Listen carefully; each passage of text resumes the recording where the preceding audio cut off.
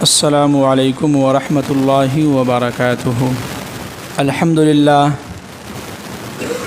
للہ رب العالمین والعاقبۃ للمتقین والصلاة والسلام علی سید الانبیاء والمرسلین وعلی آلہ واصحابہ اجمعین، اما بعد۔ اعوذ باللہ من الشیطان الرجیم، بسم اللہ الرحمن الرحیم۔ کنتم خیر امۃ اخرجت للناس تأمرون بالمعروف وتنہون عن المنکر وتؤمنون باللہ ولو آمن لکان خیرا لهم وانفسهم۔ صدق اللہ العظیم۔ سب لوگ ایک مرتبہ بلند آواز سے درود شریف پڑھ لیں۔ اللہم صلی علی محمد وعلی آل محمد کما صلیت علی ابراہیم وعلی آل ابراہیم انک حمید مجید۔ اللہم بارک علی محمد وعلی آل محمد کما بارکت علی ابراہیم وعلی آل ابراہیم انک حمید مجید۔ دیکھیے، اللہ کا لاکھ لاکھ شکر اور احسان ہوا کہ اللہ نے ہم سب کو ہفتے میں ایک دن ایسا دیا ہے جس کو ہمارا آپ جمعہ کہتے ہیں، اور یہ سمجھیے کہ ہفتے کا ایک عید کا دن کہلاتا ہے، اور یہ ہفتوں کا سردار کا دن کہلاتا ہے۔ اس میں جتنی اس کی فضیلت ہے، جتنی اس کی اہمیت ہے، بہت اس کی فضیلت اور اہمیت ہے، اور یہ دن اللہ تعالیٰ نے اپنے نبی صلی اللہ علیہ وسلم کے امتوں کو دیا ہے، تو اس پر ہم اور آپ جتنا بھی اللہ کا شکر ادا کریں وہ کیا ہے؟ بہت کم ہے جی۔ اور دوسری بات یہ کہ ہم آپ کے سامنے آج جس ٹاپک کو لے کے حاضر ہوئے ہیں، جس مضمون پر ہم بات کریں گے، وہ ہے امر بالمعروف اور نہی عن المنکر۔ تو مجھے امید ہے کہ آپ لوگ بغور سنیں گے، اور میں بھی اللہ سے دعا کرتا ہوں، دعا گو ہوں کہ اللہ تعالیٰ مجھے صحیح بات کہنے کی اور اس پر ہم سب لوگوں کو عمل کرنے کی توفیق نصیب فرمائے۔ تو لہٰذا آپ لوگ تھوڑا سنجیدگی کے ساتھ، خاموشی کے ساتھ سنیں اور سر کو اٹھا کر رکھیں۔ جہاں سر آپ جھکائیں گے نیند آ جائے گی، تو اس لیے اگر سر کو اٹھا کے رکھیں گے، میری طرف دیکھیں گے، تو انشاءاللہ کچھ باتیں سننے کو ملے گی، اور اللہ نے چاہا تو اس پر ہم سب لوگوں اس پر عمل کرنے کی کیا ہے؟ کوشش بھی کریں گے۔ دیکھیے، اللہ تعالیٰ نے قرآن پاک کے اندر اس امت کی تعریف فرمائی ہے کہ کنتم خیر امۃ اخرجت للناس تأمرون بالمعروف وتنہون عن المنکر، کہ تم بہترین امت ہو، تمہیں اس لیے بنایا گیا ہے کہ تم لوگوں کو اچھے کاموں کی طرف دعوت دیتے ہو، اچھے کاموں کا کرنے کا حکم دیتے ہو، اور جو غلط کام ہے، نہی عن المنکر ہے، اس سے تم جو ہے لوگوں کو روکتے ہو۔ اور آخر میں فرمایا کہ وَتُؤْمِنُونَ بِاللَّهِ، اور تم اللہ پر بھی کیا ہے؟ ایمان رکھتے ہو جی۔ اب یہاں پر ایک بات ہے کہ اللہ تعالیٰ نے امر بالمعروف اور نہی عن المنکر، پہلے ہم اس کو سمجھ لیں کہ امر بالمعروف کس کو کہتے ہیں اور نہی عن المنکر کس کو کہتے ہیں۔ امر بالمعروف اس کو کہتے ہیں کہ جانی پہچانی جو چیزیں ہیں، جو اسلام کے اور اللہ اس کے رسول نے جس چیز کا حکم دیا ہے، وہ اگر کوئی نہیں کر رہا ہے تو اس چیز کا ہم لوگوں کو حکم دیں۔ جیسے کہ اگر کوئی بے حیائی والا کام کر رہا ہے، کوئی شراب پی رہا ہے، تو اس کو ہم سمجھائیں، اس کو بتلائیں کہ یہ چیز کیا ہے؟ غلط ہے۔ بلکہ اس کا جو الٹا ہے، جو کام کرنے کا ہے، نماز ہے، روزہ ہے، زکوٰۃ ہے، حج ہے، اور جتنی بھی نیکیاں ہیں اس کام کے کرنے کا حکم دینا، یعنی جانی پہچانی چیزوں کا حکم دینا، اس کو امر بالمعروف کہتے ہیں۔ اور نہی عن المنکر اس چیز کو کہتے ہیں کہ جو چیز اسلام اور شریعت کے مطابق، جس کو اللہ اور اس کے رسول صلی اللہ علیہ وسلم نے منع کیا ہو، جو بالکل اسلام کے اندر حرام ہے، وہ اگر کوئی کر رہا ہے تو اس کو ہم روک سکتے ہیں، اس کو ہم منع کر سکتے ہیں، اور اس کو ہم منع کریں، اسی کو نہی عن المنکر کہتے ہیں۔ سمجھ رہے ہیں جی؟ اب یہاں پر ایک بات ہے کہ امر بالمعروف اور نہی عن المنکر کی ذمہ داری اللہ نے اہل کتاب کو پہلے دیا تھا، اور اہل کتاب اس کو کہتے ہیں جو یہود و نصارہ ہیں۔ اب ظاہر سی بات ہے کہ جب اللہ نے یہ امر بالمعروف اور نہی عن المنکر کی ذمہ داری اللہ نے اہل کتاب کو دیا تھا، یہود و نصارہ کے ذمے لگایا تھا، تو پھر اللہ نے یہود و نصارہ سے، اہل کتاب سے یہ ذمہ داری کیوں چھین لی گئی؟ ہے کہ نہیں؟ بات کچھ سمجھ میں آ رہی ہے آپ لوگوں کو؟ ایک ذہن میں ایک سوال پیدا ہوتا ہے کہ اللہ نے پہلے اہل کتاب کو یہ ذمہ داری دی گئی، ان کو دیا تھا، بھائی تمہاری ذمہ داری ہے کہ لوگوں کو امر بالمعروف اور نہی عن المنکر کا حکم دیتے رہو، لیکن اللہ نے ان سے چھین لیا۔ کیوں چھینا؟ اس کی وجہ کیا ہے؟ اس کو قرآن نے سورہ مائدہ کے اندر بیان فرمایا ہے کہ لعن الذین کفروا من بنی اسرائیل علی لسان داؤد وعیسی ابن مریم ذالک بما عصوا وکانوا یعتدون۔ اللہ نے ان لوگوں سے، اہل کتاب سے امر بالمعروف اور نہی عن المنکر کی ذمہ داری اس لیے چھین لیا کہ ان لوگوں کے اندر یہ بات آ گئی تھی کہ وہ خود لوگوں کو حکم دیتے تھے کہ آپ فلاں کام نہ کریں۔ تو آج اگر حکم دیتا تھا، کسی دوسروں کو منع کرتا تھا کہ اس کام سے تم رک جاؤ، لیکن جو شخص کہتا تھا، دوسروں کو منع کرتا تھا، کل ہو کے وہی شخص وہی کام کرتا ہوا نظر آتا تھا۔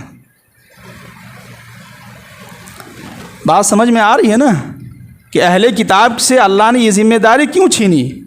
اس کی وجہ یہی تھی کہ وہ خود لوگوں کو ممبر پر بیٹھ کر لوگوں کو سمجھاتے تھے اور لوگوں کو منع کرتے تھے، لیکن جب لوگ نہیں مانتے تھے تو کل ہو کے وہی وہ کام کرنا شروع کر دیتا تھا انہی کے ساتھ، اور انہی کے ساتھ اٹھنا بیٹھنا کر دیتا تھا۔ جیسے کہ آج کل کے لوگوں کے اندر ایک مزاج بن گیا ہے کہ ارے کیا کریں، بول بول کے تھک گئے، لوگ مانتے نہیں ہیں تو ہم بھی انہی کے ساتھ کیا ہیں، مل گئے۔ تو یہ اہل کتاب والا کام نہ کریں۔ اگر ہم لوگ بھی یہی کام اگر کرتے رہیں تو ایک دن ایسا ہوگا کہ اللہ تعالی ہم سے یہ ذمہ داری چھین کر کسی اور قوم کو لا کر ایمان میں داخل کریں گے اور اس سے یہ کام لے لیں گے۔ تو یہی وجہ تھی جس کی وجہ سے اللہ تعالیٰ نے اہل کتاب سے امر بالمعروف اور نہی عن المنکر کی ذمہ داری اللہ نے ان سے چھین لیا۔ آج معاشرے کے اندر آپ دیکھیں ایسے ایسے لوگ ہیں، خود یہ حکم نافذ کریں گے، خود یہ کام کریں گے، یعنی منع کرنے کا حکم دیں گے، لیکن کل ہو کے لوگ انہی کے خاندان، انہی کے گھر کا بیٹا پوتا جو ہے اسی کام میں ملوث ہوگا۔ آج جب ان سے پوچھا جائے گا کہ آپ تو کل کہہ رہے تھے کہ اس کام کو نہیں کرنا ہے، اس سے آپ نے منع کیا تھا، لیکن آج آپ دیکھ رہے ہیں ہم کو اور آپ کے گھر کے لوگوں کو اسی کام میں ملوث ہوتے ہوئے، تو وہ جواب کیا دیتے ہیں کہ معاشرے کے اندر رہتے ہیں، کیا کریں، لوگ مانتے نہیں ہیں، تو جس کی وجہ سے ہم بھی اسی میں کیا ہے، ملوث ہو گئے۔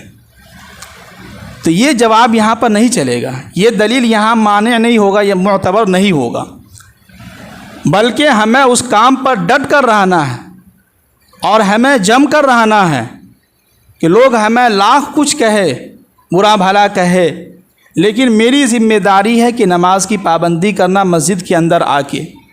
لوگ جو کچھ بھی کہے، اللہ نے میرے اوپر جو ذمہ داری ڈالی ہے مسجد کی جو مسجد کے صدر ہیں، سیکریٹری ہیں، جو کچھ بھی اللہ نے مجھے بنایا ہے، ہمیں اس کو مضبوطی سے تھامنا ہے اور مکمل طریقے سے اس پر کام کرنا ہے، مسجد کے بارے میں سوچنا ہے، غور و فکر کرنا ہے کہ نہیں؟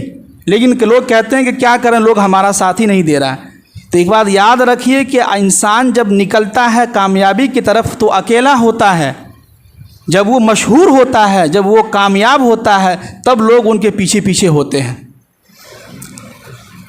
بات سمجھ میں آ رہی ہے؟ بہت پوائنٹ کی بات ہے، اس کو سمجھیے گا۔ لوگ کہتے ہیں کہ ارے کوئی ساتھ ہی نہیں دے رہا ہے۔ شروع میں کوئی آپ کا ساتھ نہیں دے گا، جب تک آپ کامیاب نہیں بنیں گے اس وقت تک لوگ آپ کے پیچھے نہیں ہوں گے۔ علامہ اقبال نے کیا زبردست شعر کہے کہ نہ کر شکوہ تقدیر کا، مقدر آزماتا جا، ملے گی منزل خود بخود، قدم آگے بڑھاتا جا۔ آج ہم سوچ کے بیٹھیں کہ کوئی ہمارا ساتھ نہیں دے رہا ہے۔ ہر انسان اپنے اپنے گھر کی اور اپنے اپنے اولاد کے بارے میں سوچ رہا ہے، اور گھر کے سامنے اچھا سے ایک پلستر کر کے نہ جانے ٹائلس لگا رہا ہے، لیکن ہمارے مسجد کا جو گیٹ ہے، مین گیٹ ہے، ابھی تک پلاسٹر نہیں ہوا، کتنا بھدا سا لگ رہا ہے۔ کبھی ہمیں ہمارے دل کے اندر کبھی فکر پیدا ہوئی؟ بہت غور و فکر کی بات ہے۔ مسجد اللہ کا گھر ہے، ہم لوگوں نے اپنے گھر کی ذمہ داری جو ہے سمجھا ہے کہ یہ گھر کی ذمہ دار ہم ہیں، میری ذمہ داری ہے گھر کو کس طریقے سے چلانا ہے۔ لیکن ٹھیک اسی طرح یہ مسجد ہمارے علاقے، ہمارے محلے کی مسجد ہے، اس محلے کے لوگوں نے آپ کو چن کے بنایا ہے، کمیٹی اور ایک صدر سیکریٹری بنایا ہے۔ جب آپ کو بنایا ہے تو یہ اللہ کی طرف سے ہوتا ہے۔ کس کی طرف سے ہوتا ہے؟ اللہ کی طرف سے ہوتا ہے۔ آپ اللہ کے گھر کے مینجمنٹ بنے ہیں، مینیجر بنے ہیں، سیکریٹری بنے ہیں، صدر بنے ہیں، تو آپ کے اوپر ذمہ داری بنتی ہے کہ دن بھر میں کم سے کم آدھا گھنٹہ وقت لگائیں مسجد میں اور دیکھیں گھوم پھر کے کہ مسجد میں کس چیز کی ضرورت ہے، مسجد کے اندر کیا چیز کی ضرورت ہے۔ پلاسٹر کی ضرورت ہے، دیوار کہیں کہیں سے چنک رہا ہے، مسجد کا مین گیٹ جو دیکھنے میں کتنا خراب لگتا ہے، اس کو اگر ہم چاہیں تو پلاسٹر کر کے چمکا کے اس کو جو اچھا سا رنگ وغیرہ کر کے چمکا سکتے ہیں، مختصر میں کام ہو جائے گا۔ لیکن کہتے ہیں کہ جو ہے اچھی چیزوں کے چکر میں جو ہے جو خراب چیز ہے اس کو بھی ہم جو ٹھکرا رہے ہیں، کہتے ہیں کہ ٹائلس لگائیں گے۔ اگر آپ ٹائلس کے چکر میں ہیں تو میں آپ کو گارنٹی کے ساتھ میں کہتا ہوں کہ زندگی بھر وہ کام نہیں ہو پائے گا۔ اللہ نے جو کچھ دیا ہے، جو میسر ہمیں ملا ہے، جو میسر اسی پر ہم اپنا کام شروع کریں کہ انما امرہ اذا اراد شیئا ان یقول له کن فیکون۔ اللہ کا گھر ہے، نیت صاف رکھیں اور کام شروع کریں۔ دیکھیے اللہ تعالیٰ کیسے کام بناتا ہے۔ میں نے ایسے کارگزاری کتابوں کے ذریعے سے میں نے مطالعہ کیا اور یوٹیوب پر بھی دیکھا، کئی ایسے جو ہے لوگ ہیں جنہوں نے ایک یوٹیوب پر ایک نوجوان ہے ولی رحمانی کر کے، آپ لوگوں نے دیکھا ہوگا، بہار کا ہی رہنے والا ہے، شاید وہ رحمانیہ خانقاہ کی طرف کا رہنے والا ہے۔ اس نے صرف ایک ویڈیو بنائی تھی جس میں انہوں نے کہا تھا کہ ہم ایک ایسا یونیورسٹی بنانے جا رہے ہیں جس میں ہمارے مسلم لڑکی اور لڑکے جو ہیں دونوں تعلیم حاصل کریں گے۔ 10 دن کے بعد وہ انٹرویو دے رہا ہے کہ جو ہے میں نے جیسے ہی یہ ویڈیو بنا کر ڈالتے ہی میرے اکاؤنٹ میں روزانہ 1 لاکھ یا 10 لاکھ کے قریب اکاؤنٹ میں پیسہ آتا گیا ہمارے اکاؤنٹ میں، اور 10 دن میں 10 کروڑ روپے ہمارے اکاؤنٹ میں جمع ہو گیا۔ نیت دیکھی جاتی ہے۔ اگر وہ شخص ولی رحمانی کہتا ہے کہ میں تو اکیلا ہوں، میں کیسے کام کروں، میرا کون ساتھ دے گا، لیکن اس نے اکیلا رہ کر کے اور وہ اکیلا کام شروع کیا، آج اس کے پیچھے سارا دنیا قافلہ بن کے تیار ہو گیا۔ تو پہلے کامیاب بننا ہوتا ہے تب لوگ ہمارے پیچھے آتے ہیں، پہلے ہمیں اکیلے چلنا ہوتا ہے تب جا کے لوگ ہمارا ایک قافلہ تیار ہوتا ہے۔ جی تو اس لیے ہمیں اس معاشرے کے اندر بہت سخت ضرورت ہے کہ امر بالمعروف اور نہی عن المنکر کی ذمہ داری ہم سب لوگ لیں۔ یہ اللہ تعالیٰ نے اس امت کے اوپر ذمہ داری ڈالی ہے۔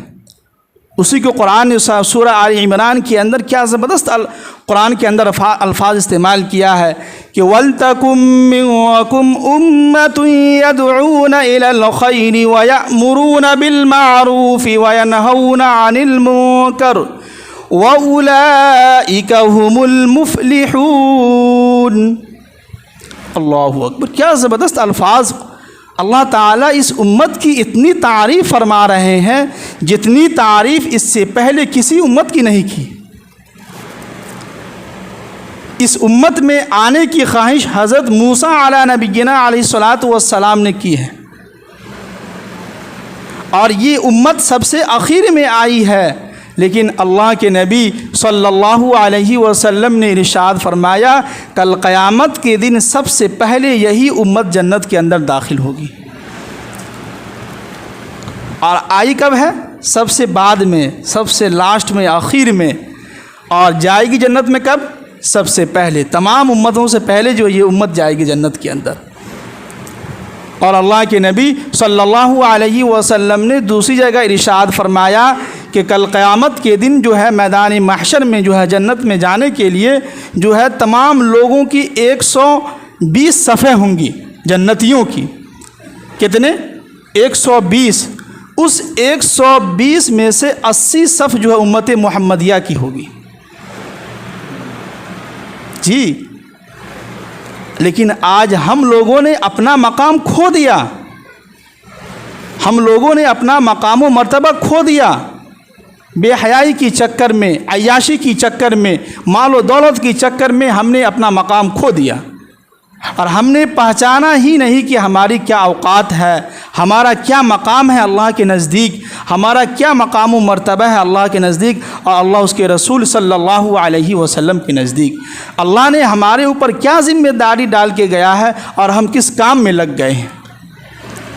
قرآن نے جگہ جگہ پر اس امت کی تعریف کی۔ دوسرے پارے کے پہلے صفحے کے اندر کہ سَيَقُولُ السُّفَهَاءُ مِنَ النَّاسِ مَا وَلَّاهُمْ عَن قِبْلَتِهِمُ الَّتِي كَانُوا عَلَيْهَا وَكَذَلِكَ جَعَلْنَاكُمْ أُمَّةً وَسَطًا لِتَكُونُوا شُهَدَاءَ عَلَى النَّاسِ وَيَكُونَ الرَّسُولُ عَلَيْكُمْ شَهِيدًا۔ اللہ نے اس امت کو گواہی کے طور پر اور اللہ کے نبی صلی اللہ علیہ وسلم کے گواہی کے طور پر اس کو مانا ہے۔ تو ہمارے اوپر تو بہت بھاری ذمہ داری ہے، لیکن ہم لوگ مال و دولت کے چکر میں اپنے آپ کو ہم بھلا بیٹھے کہ ہماری کیا اوقات ہے۔ اتنے اچھا خاصا انسان امت محمدیہ ہونے کے باوجود ہم جو ہے گناہوں میں ملوث ہوتا جا رہے ہیں، نہ جانے کہاں کہاں غیروں کی جگہوں پر جا کے جو ہے کون کون سے جو ہے کام کر رہے ہیں، وہ اللہ ہی کو معلوم ہے۔ اللہ ہم سب کی حفاظت فرمائے ان سب چیزوں سے۔ اس لیے کہ آج کے دور میں انسان دنیا کے اندر اتنا مست ہو گیا ہے، مگن ہو گیا ہے، وہ کس چیز کے لیے؟ وہ ہے پیسے کی چلیے۔ اس لیے قرآن نے 20ویں پارے کے اندر فرمایا کہ من کان یرید حرث الدنیا نؤتہ منہا ومن کان یرید حرث الآخرۃ نزدہ۔ اللہ تعالیٰ فرما رہے ہیں کہ اس آیت کے اندر کہ جو شخص بھی دنیا کے اندر اپنی آنکھوں کے سامنے اور اپنی زندگی کے اندر دنیا کو نصب العین مانتا ہے کہ سب کچھ دنیا ہی ہے، دنیا میں ہی پیسہ کماؤ، اچھا سا اچھا گھر بناؤ، خوب زیادہ ہو سکے تو پیسہ کماؤ اور عیش کی زندگی گزارو، تو اللہ تعالیٰ فرما رہے ہیں کہ ہم اس کو اتنا ہی دنیا دیں گے جتنا ہم نے اس کے مقدر میں کیا ہے؟ لکھ دیا ہے۔ اور آگے اللہ تعالیٰ فرما رہے ہیں کہ جو شخص اپنے سامنے اور اپنا نصب العین آخرت کو بناتا ہے اور آخرت کی فکر کرتا ہے تو اس کی زندگی سے ہم فقر و فاقہ کی ٹینشن ختم کر دیتے ہیں، اور وہ اس کو ہم دنیا بھی دیتے ہیں اور آخرت میں اس کا زیادہ اس کا بدلہ دیتے ہیں۔ دنیا تو ملتا ہی ہے لیکن آخرت بھی ملتا ہے۔ جی، تو ہر چیز پیسے سے نہیں ہوتا ہے، پیسہ ہم کمائیں، قرآن نے ہمیں حکم دیا ہے، لیکن اتنا نہ ہو کہ دنیا کے مقابلے میں کہ 24 گھنٹے میں سے اگر ہمارے پاس آدھا گھنٹہ کے لیے بھی وقت نہیں ہے، 1 گھنٹہ کے لیے بھی اگر ہم وقت نہیں نکال رہے ہیں اللہ کے دین کے لیے، تو پھر کیا فائدہ؟ آپ سب کو معلوم ہوگا فی الحال میں پچھلے مہینے یا اس سے پچھلے مہینے مکیش امبانی جو ہمارے ہندوستان کے امیر ترین شخصیت میں آتا ہے، بہت مالدار آدمی ہے، انہوں نے فی الحال ابھی اپنے بیٹے کی شادی کی ہے اننت کمار کی۔ یہ واقعہ میں اس لیے بتلا رہا ہوں، اس میں بہت پوائنٹ کی بات ہے، آخر میں آپ کو سمجھ میں آئے گی بات، اگر غور سے سنیے گا تب۔ تو انہوں نے اپنے بیٹے کی شادی کی ہے، اور انہوں نے اپنے بیٹے کی شادی میں 500 کروڑ روپیہ خرچ کیے ہیں۔ کتنے؟ 500 کروڑ۔ اور اپنے ہندوستان کی آبادی کتنی ہے؟ 120 کروڑ کی آبادی ہے۔ مانیے، دیکھیے کہاں انہوں نے کتنا خرچ کیا۔ لیکن آگے تو سنیے کیا ہے۔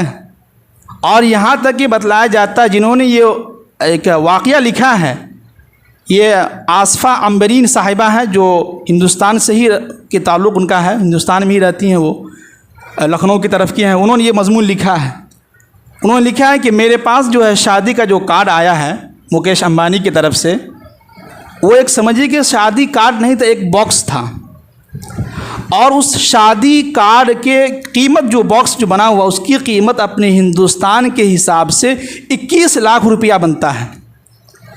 ایک شادی کارڈ کی قیمت کتنی ہو گئی؟ 21 لاکھ روپیہ۔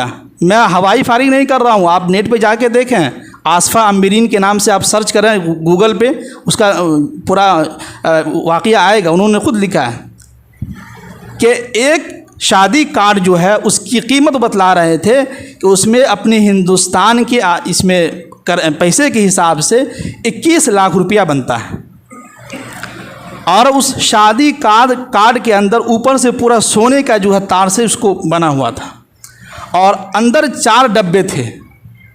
ایک تو پہلے سے اوپر جو ڈبہ تھا وہ تو تھا ہی، اندر جب کھولا گیا اس کو، اندر 4 ڈبے اور تھے۔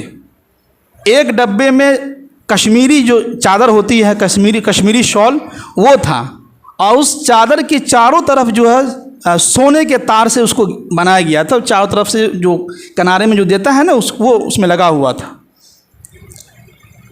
اور اس میں جو نام لکھا ہوا تھا تو سونے اور چاندی سے ملا کر کے اس میں نام لکھا ہوا تھا اننت کمار، اور ان کی جو بہو ہے ان کا نام لکھا ہوا تھا، پورا تاریخ لکھا ہوا تھا۔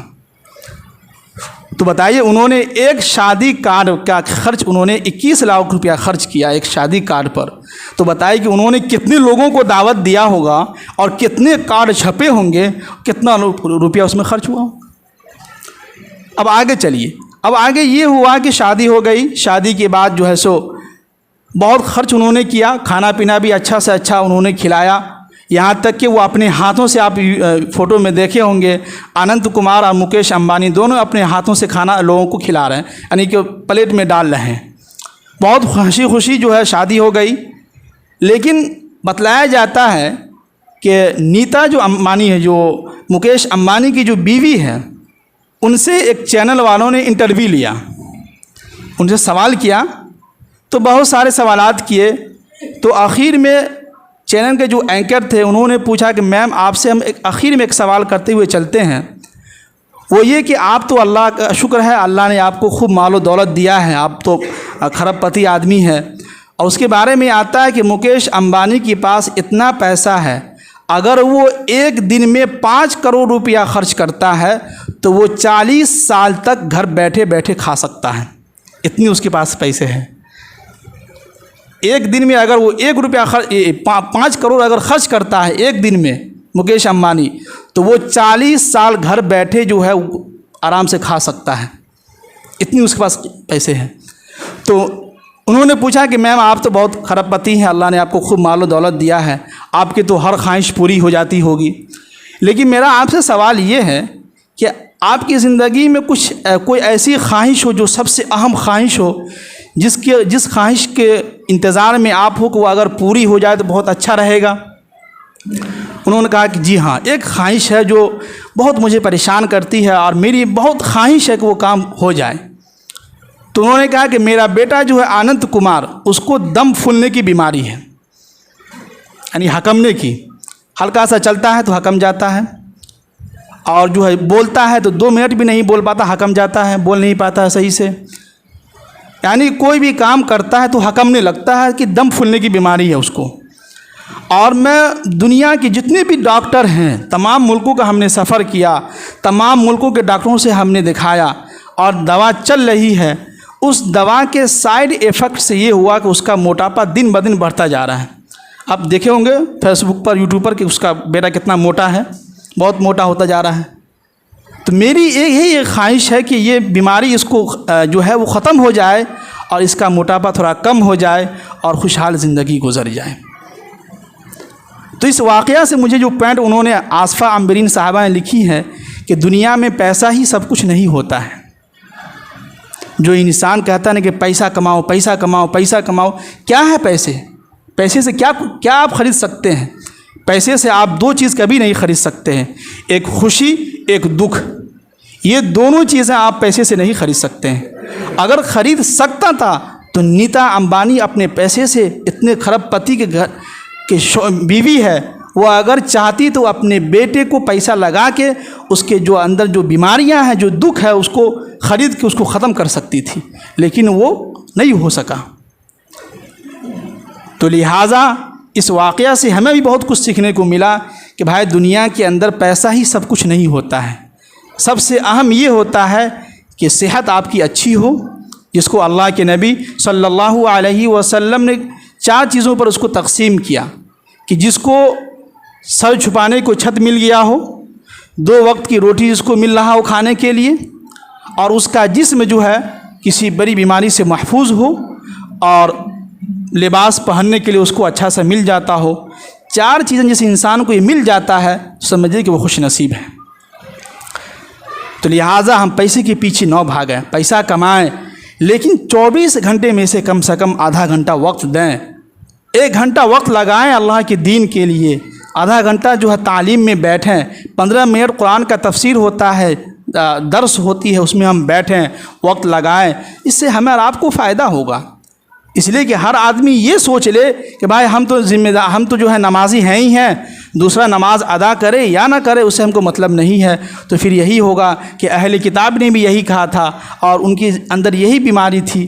تو جس کی وجہ سے اللہ کے نبی صلی اللہ علیہ وسلم کی حدیث ہے، حضرت عائشہ رضی اللہ عنہا فرماتی ہیں کہ میں نے اللہ کے نبی سے پوچھا کہ اللہ کے نبی صلی اللہ علیہ وسلم جب کسی بستی میں مصیبت آتی ہے، کوئی عذاب نازل ہوتا ہے، تو اس بستی کے اندر کچھ نیک لوگ بھی ہیں، کچھ 5 وقت کی نماز کی پابندی کرنے والے بھی ہیں، کچھ تہجد گزار بھی ہیں، تو کیا ان کے اوپر بھی یہ عذاب آتا ہے؟ تو اللہ کے نبی نے فرمایا کہ ہاں، ان کے اوپر بھی عذاب، اس کا اثر اس کو پہنچتا ہے. ہاں، لیکن آخرت میں ان کو جو ہے گنہگار لوگوں سے الگ کر دیا جائے گا. تو اس لیے ہر آدمی اپنی ذمہ داری سمجھیں، سب کو سمجھائیں. ہم غور و فکر کریں کہ اگر ہمارا بیٹا دنیاوی کام میں اگر کام نہ کرتا ہو، گھر کا کام نہیں کرتا ہے، پیسہ کما کے اگر نہیں دیتا ہمارا بیٹا، تو ہم اس بیٹے سے ناراض ہو جاتے ہیں، خفا ہو جاتے ہیں، اس سے جو ہم بات نہیں کرتے ہیں. لیکن کبھی ہم نے سوچا کہ ہمارا بیٹا کئی سال سے نماز کے لیے نہیں آ رہا ہے، کبھی اس کو ہم نے ٹوکا، کبھی ہم اس سے ناراض ہوئے، کبھی ہم نے اس کو ڈانٹا؟ تو ہم دنیاوی کام میں اپنے بیٹوں کو ڈانٹ رہے ہیں، اس پہ غصہ ہو رہے ہیں، اس سے ناراض ہو رہے ہیں، لیکن جب دین کی بات آئی تو کوئی ناراضگی نہیں، خوشی خوشی ہے. تو لہٰذا ہمیں اور آپ کو سوچنا ہوگا. ہر ایک انسان ذمہ داری یہ سمجھے کہ بھائی ہمارے اوپر ذمہ داری ہے کہ امر بالمعروف اور نہی عن المنکر کرنا ہے. ہم لوگ کریں گے نا انشاءاللہ. اللہ تعالی ہم سب لوگوں کو عمل کرنے کی توفیق نصیب فرمائے. جو لوگ ادا نہیں کیے ہیں سنت ادا کر لیں، بیٹھے نہ رہیں.